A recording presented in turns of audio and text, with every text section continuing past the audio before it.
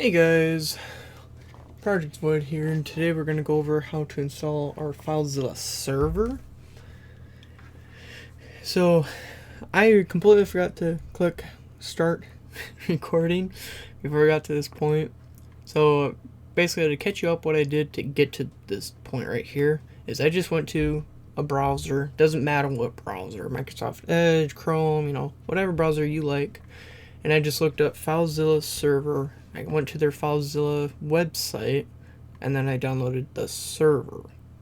After that, it went to my downloads folder, and that's where we're at right now. So now what you guys need to do is double click on FileZilla Server. You can actually close out of this, but I made a test folder here to demonstrate like what will be coming up, like when you how do I put it, like set a folder, whatever. So I'm actually gonna quick go to that now, and I'm gonna minus that out. So now you got this. Either you can read through this, or you could just be like me and just click I agree. Now this right here is just saying like what it wants to install. I always leave it be and I just click next. This is just the destination folder. You can change it as you want or click next. Same here, just click next. Here I just leave it be, click next. But right here, we need to put in a password. So this is your admin password, which will give you access to the admin interface. Click next, and now it's gonna install. Shouldn't take too long, as you just saw. And now you can press close. Now here's the admin interface. Click connect to server, put in the password that we just made, and then this is completely up to you, but I like to save password and automatically start it when I start up. I press OK. So now the server's running, but there's a couple things we need to do still. So we need to click on server, configure. It'll take a little bit to load, it always does. Click on user, or users, sorry. As you see, previously I already made one, but I'll go over it again. So I'm just gonna go here and I'm just gonna remove it. So by default, you would have system users. Go down here, click on add, and then, for instance, new user would be the username. So let's just do admin. Here, if this is connected, clicked as require a password to log in, you're going to need a password. So below that, you can put in your password. Member groups, you can just leave alone for now. But now I made this folder to show you guys something. So click on, this is like, if you need a folder to like edit, or like if you're giving permission for someone to be like, okay, I need you to do this, this, and this, but you don't want them having access to your whole entire VPS or dedicated server. You can limit their thing by clicking on add, and then virtual paths you could do like /admin, or if it's just for anyone, in our case here it'd be just slash. It's just a virtual path. So, and I'll show you what it means here. So I'm just gonna do, well, here I'll do two of them. Then I'll go down here and I'll do test 2, or I guess test 22. I guess that works. Anyway, I'll go to here, and this is what I was talking about earlier. So right here where it says native path, you want to go to here, go to your folder. As you see, it says this PC desktop test. Click on that, Control C to copy it,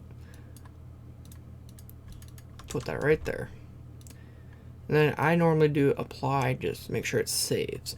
Now, like I said, I'll do another one. We'll just do it like part 2, or I guess part 21.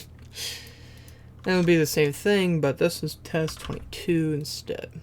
I like to do this, create native dictionary if it does not exist, but you don't have to. Now click apply, click OK, and from here you can actually close this.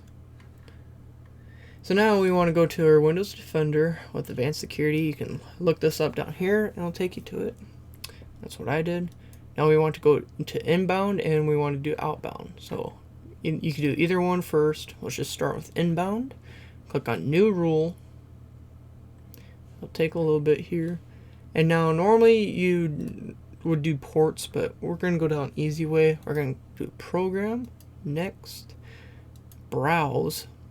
And by default, if you did not change anything, we want to go to this PC, double click our Windows Server drive, double click on program files, and then FileZilla Server, and then FileZilla Server. Next, allow connection. All those need to be checked, and just put FileZilla.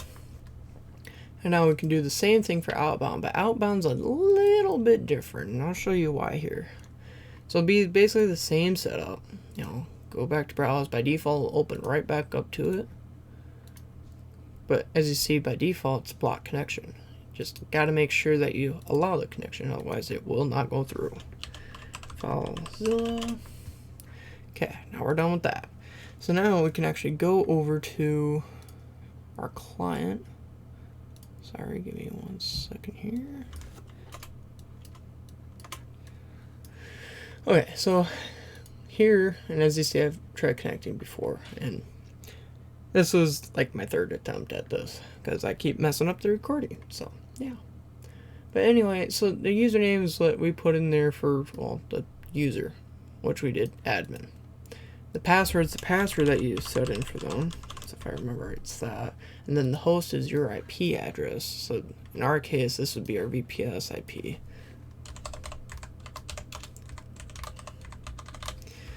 Okay. And then port you can leave alone. And then if you get this, click OK, because you did everything right, and now I'll put it in. So as you see in here, if I scroll this down, right here's the first one, which we just did /, and then this is the second one where we did /pt2. So this just means I have 2 different folders working now.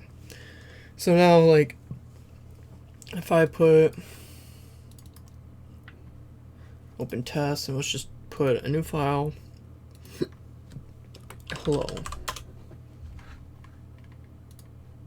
And then if I go back over here, refresh, I now have a hello text file. But like if I go to part or test 22 and do a hello,